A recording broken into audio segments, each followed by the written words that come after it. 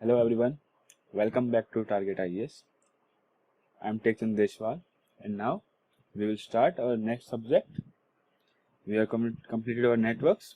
Already we have completed our networks. So that was the first subject. After that we completed our DC machines, AC machines, and now we will start our measurements and instrumentation.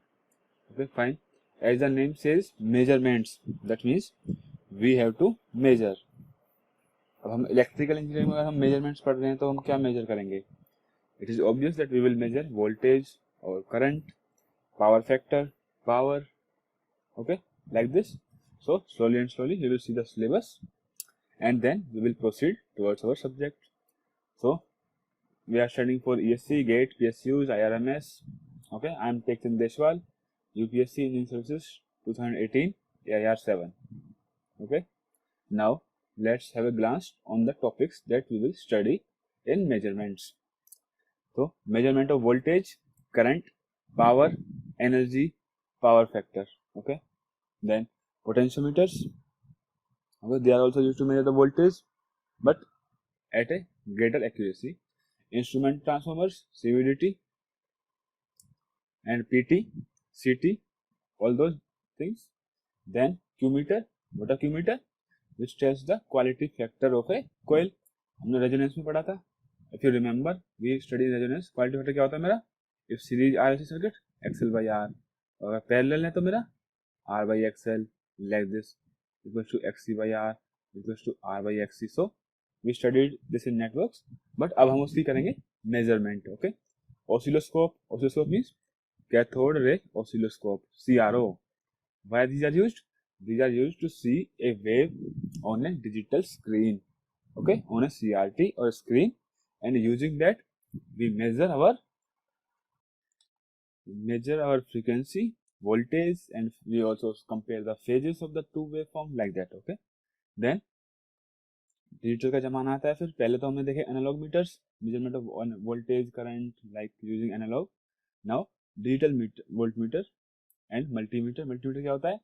एक ही meter है, by there is a select switch, and by varying the select switch we can change like voltage or current or power factor or resistance, like that.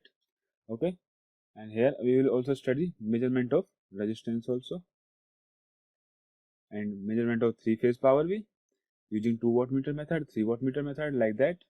Okay, digital voltmeter, multimeters, phase, time, frequency measurements. Oscilloscope से ही हम phase भी निकाल सकते हैं, time, frequency measurements कर सकते हैं. Then we will come to error analysis. Mean लेने में क्या एरर आ रहा है, वेरिएंस में क्या एरर है. Then we will see all those topics. Then comes the instrumentation part, means its application or measurement of non-electric quantities like temperature, pressure, flow, speed, and calculation of the RPM of a fan, or you know how to calculate the liquid flowing in a pipeline, like that. Okay, so we complete all those things. Then data acquisition systems. Data acquisition systems कौन से होते हैं मेरे? Which are used in large power plants or large industries, where the entire data is collected from various measurement devices and then it is processed at a single unit, and that is used to tell the condition of the plants, to the healthiness, efficiency, and everything is calculated. Because अगर आपको data है, that means you have everything. Okay, so once again I welcome you all to the Target IES, and let me start the subject. So here once again I am showing you the syllabus or the order in which we will proceed in our subject. Measurement of voltage, current, power, power factor, energy, potentiometer. Then measurement of RLC, measurement of resistance, inductance, and capacitance. Then we will see instrument transformers, that are PT, CT, CVDT, like that, like those, CVDT or maybe LVDT, like that. Then Q meter. Q meter क्या बताएगा मेरा?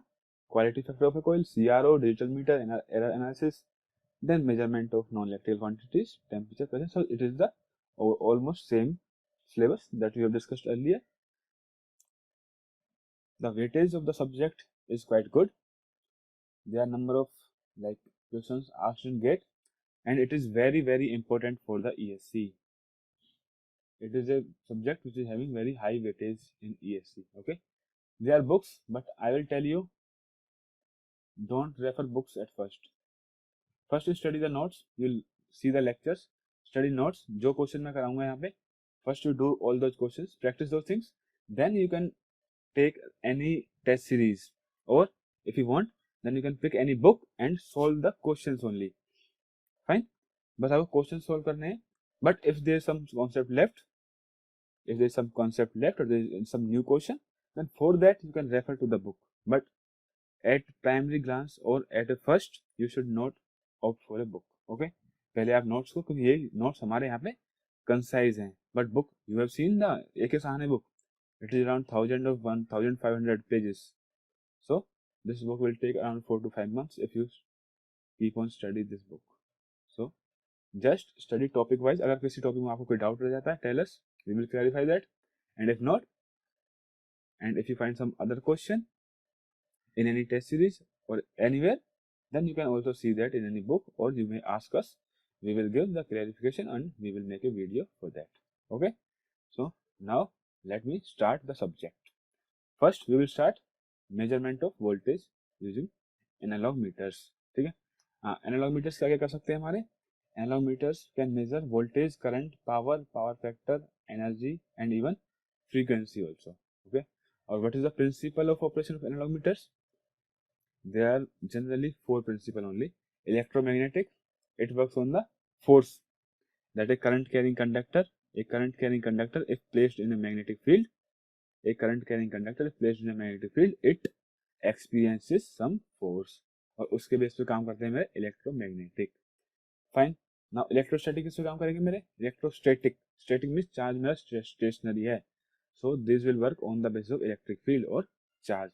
Induction, induction क्या होता है, Faraday's law of electromagnetic induction. हमने networks में भी किया था, डीसी मशीन में भी हमने पढ़ा था कि Faraday's law of electromagnetic induction क्या होता है. When a time varying flux cuts a conductor, or if the flux is not time varying, means if the flux is time invariant, then if the conductor cuts the flux or the flux cuts the conductor, there will be an EMF induced. उस EMF से कुछ current आएगा, current आएगा तो एक current carrying conductor when placed in a magnetic field will experience some force. इसके base पे काम करते हैं मेरे एनर्जी मीटर.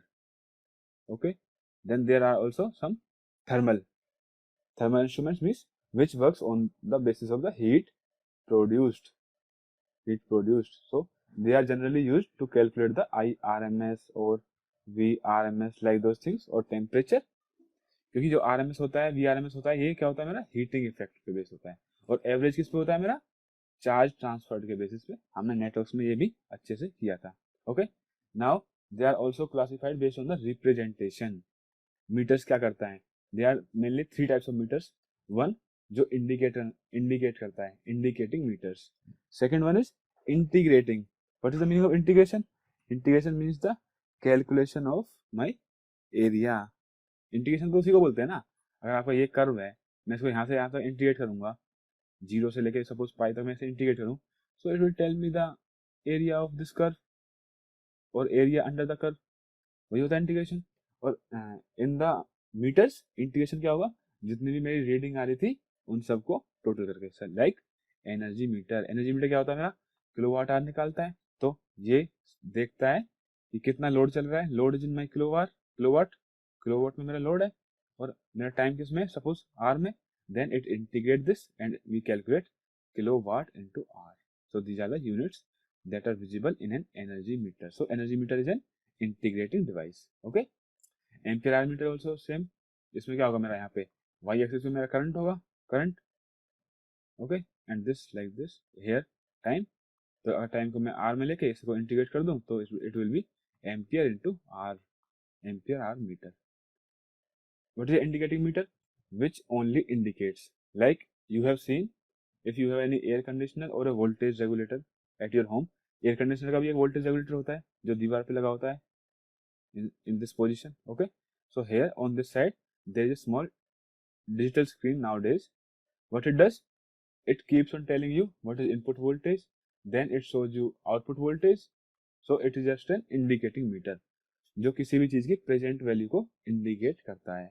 सिमिलरली एमीटर भी हो सकता है कि किसी सर्किट के बीच में मैं एमीटर लगा देता हूँ, and this is my resistance. Okay, so this is my we.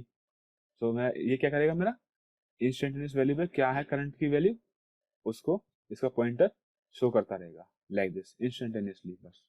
तो ये सिर्फ इंडिकेट करता है, ये इंडिकेट करता है। And what is a recording meter? Recording meter is one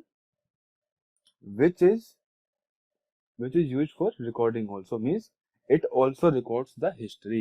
मेरा एनर्जी मीटर तो सिर्फ मेरा बताएगा लाइक इन 1 month, एक महीने में भाई इन्होंने 700 यूनिट्स यूज कर ली, ये बताएगा मेरा इंटीग्रेटिंग मीटर। और the energy meter that is installed outside my home. Okay, but recording meter क्या होगा? It will also record that किस दिन कितना लोड था, इफ मंडे को इतना लोड था, ट्यूसडे को इतना, संडे को इतना लोड था, Monday. So it will also record this. They are called recording meters, जिसमें हिस्ट्री अवेलेबल होती है। So they are like potentiometric and galvanometric, two kinds. Now my fourth classification is, you can say it is classification, but generally it is achieved by using a voltmeter only or a ammeter only। okay, so it is a null detector। null detector को हम कहाँ use करते हैं? we will see, don't worry, in bridge circuits। Bridge circuits में हमारा नल detector use होता है bridge balance की कंडीशन को फाइंड आउट करने के लिए, जो ये बताता है कि हाँ अब करंट जीरो है। मीन्स इसमें एक पॉइंटर होता है, इधर इधर प्लस रीडिंग, इधर minus reading, like this. So it oscillates. जब ये जीरो हो जाएगा तो मीन्स नल डिटेक्ट कर लिया है, इसने जीरो को डिटेक्ट कर लिया है। Okay, so they are used in bridge circuits. Okay, I hope now you have got a overview कि हम क्या क्या पढ़ने वाले हैं और कैसे कैसे पढ़ने वाले हैं। Now first of all we should know कि कौन सी क्वांटिटी को किसकी हेल्प से मेजर करा जाएगा। उसके लिए हमें होता है, एक चीज होती है order of the instrument. Order of the instrument means जैसी मेरी क्वांटिटी मुझे मेजर करनी है, the quantity that I have to measure, उसका जो ऑर्डर होना चाहिए वही ऑर्डर मेरे इंस्ट्रूमेंट का भी होना चाहिए, otherwise my instrument will show error. अगर मेरा जो मेजर क्वांटिटी में कर रहा हूँ, suppose if I am measuring a constant like a voltage across a potentiometer, ठीक है, तो इसमें अगर मैं देखूंगा तो V नॉट बाई VI जो होगा, it is a pure resistance, so it will be constant. Constant means it is independent of any S variable. यहाँ पे कोई भी S नहीं है। और अगर इसके ट्रांसफर फंक्शन में, ट्रांसफर फंक्शन क्या होता है वैसे मैंने आपको पहले ही बताया हुआ है, output voltage upon input voltage का Laplace, Laplace of output upon Laplace of input. अगर आप यहाँ पे देखोगे तो पहले आपका V नॉट इक्वल टू क्या आएगा मेरा, VI इंटू में, अगर मैं यहाँ पे कह देता हूँ this is my R naught. Okay, VI into में R नॉट अपॉन में टोटल रेजिस्टेंस कितना है मेरा इस ब्रांच का, RI। So this is, so V naught by VI क्या हुआ मेरा, is equal to R naught by RI। This is my constant, this will always be a constant, ohm by ohm. So there is no S term. अगर S नहीं है तो इसका मतलब ये है मेरा जीरो ऑर्डर क्वांटिटी। यहाँ पे जो मैं वोल्टेज मेजर कर रहा हूँ वो वोल्टेज एक तरह से जीरो ऑर्डर है। सो यहाँ पे कोई भी S की कोई भी पावर नहीं है और S की पावर जीरो है। दैट मीन्स जिस क्वांटिटी को मैं मेजर कर रहा हूँ इस सर्किट में, V नोट को जो मैं मेजर कर रहा हूँ वो V नोट क्या है मेरा, जीरो ऑर्डर। तो अब जीरो ऑर्डर क्वांटिटी को मेजरमेंट करने के लिए मेरा इंस्ट्रूमेंट भी जीरो ऑर्डर का होना चाहिए। Instrument must be also of zero order. So it is called order of the instrument. You can read this. The instrument should behave similar to the quantity to be measured. It's called order of the instrument. तो zero order का मतलब क्या होता है? Zero order means S की कोई भी term नहीं है। तो अगर इसका मैं जैसे अगर मेरा suppose if I give you an example, अगर मेरा ट्रांसफर फंक्शन होता है सपोज 1 अपॉन में 1 प्लस S, तो मैं इसका इनवर्स लैप्लास करूंगा अगर, तो क्या आएगा मेरा e की पावर माइनस का t इंटू ut। तो रिस्पॉन्स कैसा आएगा मेरा, e की power minus T, like this. That means there is a time lag between the input and output, क्योंकि e की पावर माइनस टी मीन्स इस रेट से मेरा रिस्पॉन्स डिके करेगा या फिर राइज करेगा। अगर 1 अपॉन s माइनस 1 होता तो वो राइज करता। तो दैट्स अ डिफरेंट थिंग। बस आपको ये याद रखना है कि जिस क्वांटिटी को हम मेजर कर रहे हैं मेरे इंस्ट्रूमेंट का ऑर्डर उसी क्वांटिटी की तरह बिहेव करना चाहिए। Zero order instrument means no time delay between the input and output. और अगर मेरे को यहाँ पे वोल्टेज मेजर करनी है देन आई मीन मेरा जो इंस्ट्रूमेंट होना चाहिए like potentiometer should be also a zero order instrument. और इस पोटेंशियोमीटर में अगर आप देखोगे तो V नॉट किसके क्रॉस है, इस डिस्टेंस के cross, and here this is my valve. मैंने किसी भी सर्किट में कोई एक वॉल्व ले लिया है और उसकी पोजीशन को मेजर कर रहा हूँ। So V naught is directly proportional to R naught. अगर आप इस ट्रांसफर फंक्शन में देखोगे, अगर आप if you see in this transfer function, V naught is equal to V I into में आर नॉट अपॉन में R I. V I and R I are fix, V I and R I are fix, they are, क्योंकि V I क्या है मेरा input voltage और are आई क्या है मेरा दिस कंप्लीट रेजिस्टेंस। अब कंप्लीट रेजिस्टेंस तो चेंज नहीं हो रहा, सिर्फ वॉल्व की पोजीशन, ये जब डी चेंज हो रहा है वॉल्व की पोजीशन, तो उसके साथ साथ मेरा आर नॉट चेंज हो रहा है और मेरा वी नॉट चेंज हो रहा है। So my V naught is proportional to R naught, और आर नॉट किसका प्रोपोर्शनल है, अगर डिस्टेंस, ये जो वॉल्व का डिस्टेंस और डिस्प्लेसमेंट, अगर ये वॉल्व का डिस्प्लेसमेंट इंक्रीज होता है तो मेरा आर नॉट इंक्रीज होगा, ये ऊपर जाएगा। तो अगर डी मेरा डिक्रीज होता है तो मेरा आर नॉट डिक्रीज होगा। So V naught proportional to R naught proportional to D, means this, और डिस्टेंस क्या है मेरा जीरो ऑर्डर, इसमें कोई ऑसिलेशन को कुछ है भी नहीं, ना कोई डिले है। So this is zero order. So for measuring a zero order quantity my instrument should be also of zero order, that's a potentiometer. I hope you got it. अगर नहीं समझ में आया कोई नहीं, हम फर्स्ट ऑर्डर देखेंगे, after that we will see second order instrument, then you can understand it easily. Now what is the first order instrument? First order instrument वो होगा जो फर्स्ट ऑर्डर क्वांटिटी को की मेजरमेंट के लिए यूज होगा। Okay, now suppose there is a water tub and I have applied a water heater. I have used a water heater to heat this water. अगर water heat होगा तो उसका temperature increase होगा, ठीक है। सो टेम्परेचर इंक्रीज होगा। अब temperature curve कैसे जाएगा, तो न्यूटन्स लॉ ऑफ कूलिंग के अकॉर्डिंग टेम्परेचर कर्व मेरा क्या होगा, एक्सपोनेंशियली राइज करेगा, like this, from 15 to 70 like this. So it is the response of A first order. अगर मेरे में रिस्पॉन्स में आते हैं like oscillations, that means it is a second order response. मेरे रिस्पॉन्स में कोई भी ऐसी टर्म नहीं है, it is constant, zero order. And if my response goes like this, so it is my first order response. Means इसमें जो मेरा ट्रांसफर फंक्शन होगा वो इस फॉर्म का होगा, 1 अपॉन में एस प्लस में ए, और उसका आएगा फिर e की पावर माइनस में A T U T like this, और 1 अपॉन एस माइनस में ए e की पावर प्लस का A T U T like this. Okay, so this is my first order quantity. Means जब मेरा टेम्परेचर राइज कर रहा है तो मेरा जो टेम्परेचर है वो एज ए फर्स्ट ऑर्डर की तरह राइज करता है। मींस मेरा temperature is a first order quantity. अब फर्स्ट ऑर्डर क्वांटिटी को मेजरमेंट के लिए मेरे को फर्स्ट ऑर्डर इंस्ट्रूमेंट ही यूज करना पड़ेगा। उसके लिए मैं क्या करूंगा, okay, you know there is a equation of resistance.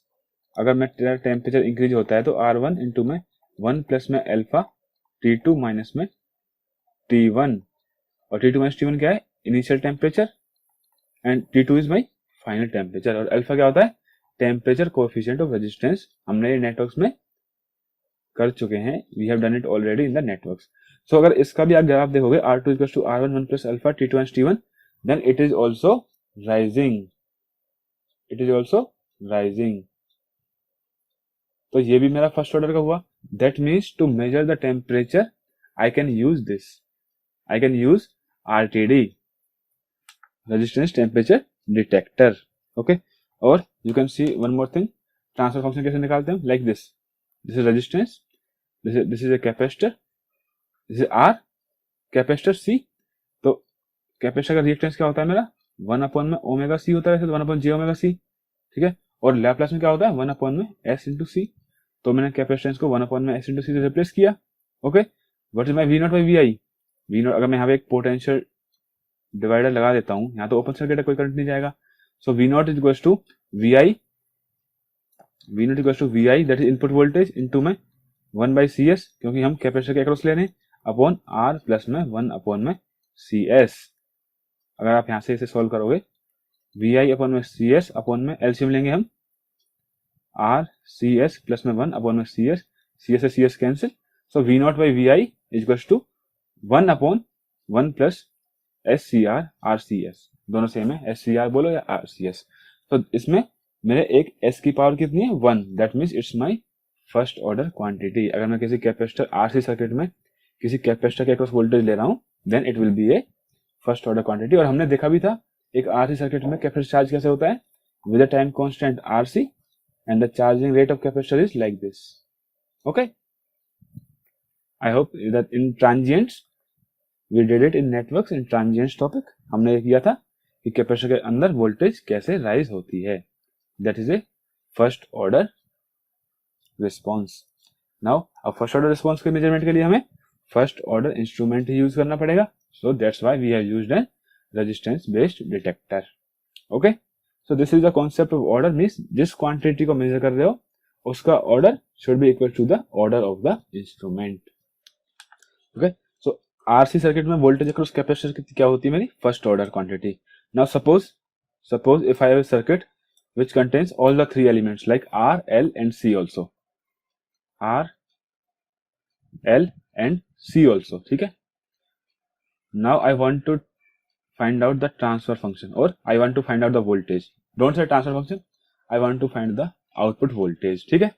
मैं अगर इसको लैप्लास में कन्वर्ट करूंगा, लैप्लास में तो R का R इंडक्टेंस से क्या हो जाएगा S इंटू एल, क्योंकि इंडक्टर रिएक्टेंस क्या होता है मेरा J ओमेगा एल, तो J ओमेगा की जगह S को रिप्लेस कर देते हैं. कैपेसिटर क्या हो जाएगा मेरा 1 अपॉन में SC, क्योंकि XC क्या होता है मेरा 1 अपॉन में J omega.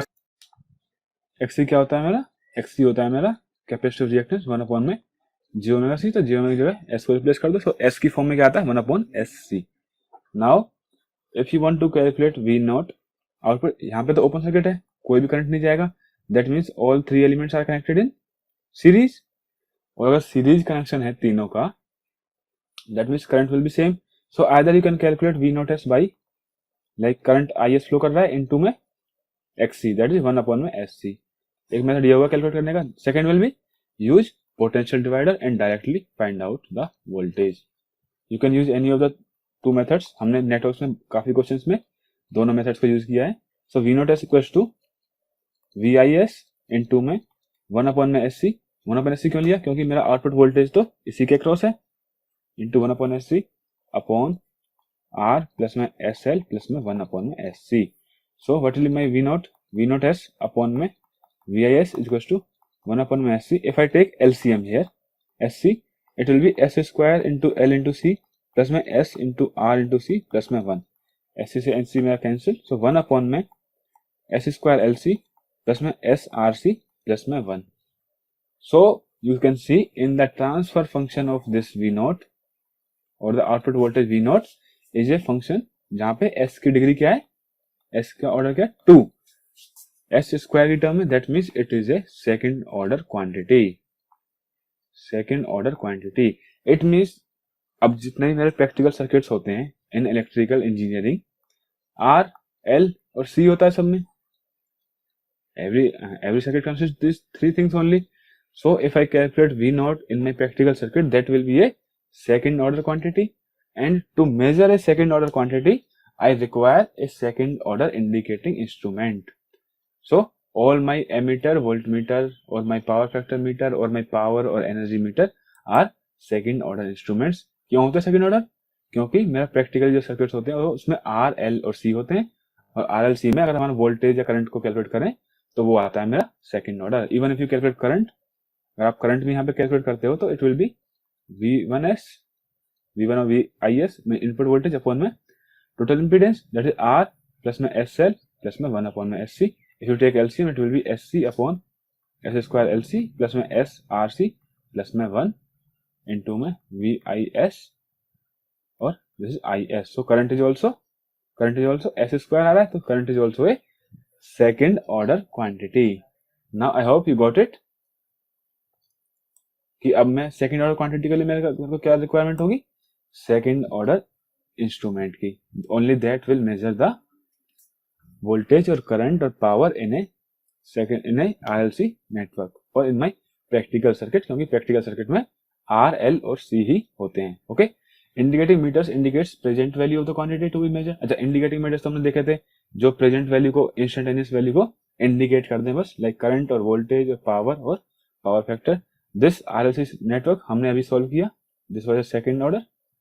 So the instruments ammeter, voltmeter, wattmeter, power factor are used to measure current, voltage, power और पावर फैक्टर. ठीक है, अगर क्वांटिटी जिसको हम मेजर कर रहे हैं वो सेकंड ऑर्डर क्वांटिटी है तो मेरे जो इंस्ट्रूमेंट है वो भी सेकंड ऑर्डर होने चाहिए. ठीक है, this is the significance of the order, otherwise it will show error और it won't measure the desired value. ठीक है, so you can read this once more. The instruments ammeter, voltmeter, wattmeter, power factor to measure current, voltage, power and power factor in all the electrical equipments like motors, generators, transformers, transmission lines. Okay, तो ये सारी quantity क्या है मेरी, second order. That's why my meters और measuring instruments are also required second order. ठीक है. These equipments means जिनका हम मेजरमेंट कर रहे हैं, like motor, generator, transformer, transmission line, जहां पे हम मेजरमेंट कर रहे हैं. These equipments are of second order type and hence for measuring current, voltage, power factor, the meters must be also of second order type. ठीक है. What is my damping factor? अगर मेरा एक सीरीज RLC सर्किट है तो मेरा damping factor क्या होता है? If I am not wrong, R/2 under the root शायद C/L. Okay. We have done it in transient analysis in a series RLC circuit. We did it. If it is not C/L or L/C, you check it out. Actually, I do not remember it correctly. Okay, but this is R/2, it is confirmed. So this is my damping factor. If my resistance is high, my damping will be high. If my resistance is low, my damping will be low. What is damping? Look, in a second order system, my response will be oscillatory. Okay, there will be two roots, like, so response will be like C1 cos beta t plus C2 sin beta t or e to the power alpha t if both the roots are same. ठीक है. या फिर क्या होगा, C1 cos beta t plus में e to the power alpha plus में beta into t plus में C2 sine alpha t like this e to the power alpha minus में बीटा टी. तो जो जितने भी रिस्पॉन्स थे we did them in network analysis transients में हमने किए थे. बट द क्रक्स इज, जो मेन बात है वो ये है कि सेकेंड ऑर्डर सिस्टम में my response will be oscillatory. ठीक है. अगर मैं रेजिस्टेंस को अपना बढ़ा दूंगा, डैम्पिंग बढ़ा दूंगा, then this oscillation might get decrease. If my further increase the resistance, then it may be like my damping factor is equals to 1. Then it critically damped. Critically damped means my oscillations will be 0.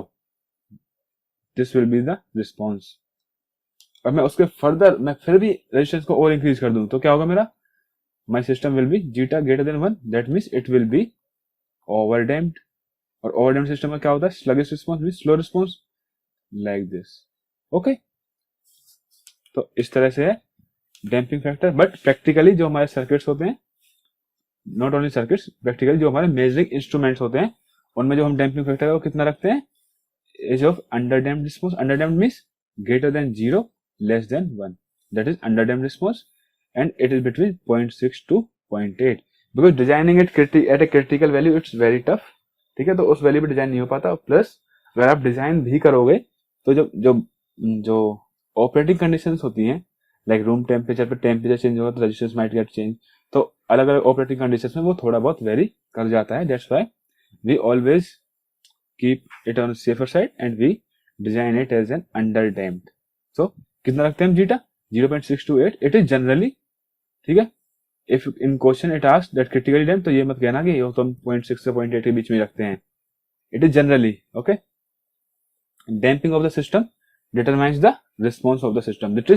That is like zeta nearly 0, then near to 1, then 1 critically damped, then greater than 1 means over damped. So जैसे जैसे damping change हो रही है, my response of the system or my response of the instrument is also changing. So here you can also read this. If the zeta, इसको control system हम zeta बोलते हैं, यहाँ पे बस डेल्टा से रिप्रेजेंट कर दिया है. रिप्रेजेंट करने में कोई इशू नहीं है, आप कैसे भी कर सकते हो. Okay. If the zeta damping factor is of nearly critically damped value, critical damped means it is nearly 1. ये है मेरा critically damped. ओके. तो critically damped में steady state अचीव करने में बहुत ही कम टाइम लेता है. मीन्स जब जीटा 1 होगा critically damped, उसी में steady state रीच करने के लिए ये एक मिनिमम टाइम ले रहा है. This is the minimum time. यहाँ पे steady state कब अचीव हो रही है, here. So in this is the time. यहाँ पे steady state कहाँ अचीव हो रही है, जब अंडर डैम्प्ड था बहुत ज्यादा, तो इतने टाइम में T1, T2, T3. और जब मेरा ओवर डैम्प्ड हो गया तो भी मेरी स्टेडी स्टेट कहाँ अचीव हो रही है, T4. सो यू कैन सी, आप इनमें देख सकते हो, जब क्रिटिकली डैम्प्ड है तभी मेरा स्टेडी स्टेट अचीव करने के लिए मिनिमम टाइम रिक्वायरमेंट है. Okay. So if the zeta damping factor is of nearly critically damped value, then time for steady state is very less. Generally जो सेकंड ऑर्डर का जो ट्रांसफर फंक्शन है उसका एक स्टैंडर्ड फॉर्म है जो हमने ऊपर निकाला था, उसी से आया ये भी. So you must know it. और हमने ये नेटवर्क्स में भी किया था और आपने कंट्रोल में भी ये काफी बार पढ़ा होगा.